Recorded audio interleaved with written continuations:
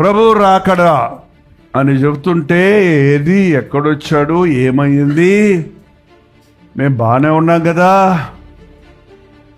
మాకేం భయం లేదు కదా, మేము ఇల్లు కట్టుకున్నాం కదా, మేము బుల్లెట్ ప్రూఫ్ కార్లు కొనుక్కున్నాం కదా, మేము బంకర్స్ కట్టుకొని యుద్ధం వస్తే దాక్కోవడానికి భద్రపరుచుకున్నాం కదా, భవిష్యత్తుకు కావలసిన డబ్బులు ఖనిజాలు పోగు చేసుకున్నాం కదా, మా జోలికి ఎవరు వస్తారని వెర్రవీగుతున్నారు మనుషులు.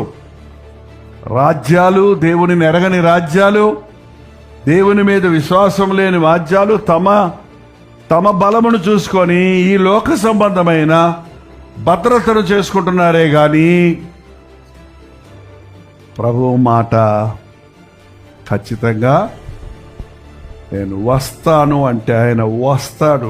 కొందరు ఆలస్యం అనుకుంటున్నారు, కొందరు రాలేదనుకుంటున్నారు, ఇంకేం వస్తాడు అనుకుంటున్నారు. మన టైమింగ్ వేరు, ఆయన టైమింగ్ వేరు. వస్తాడు ఆయన, ఖచ్చితంగా రాబోతున్నాడు.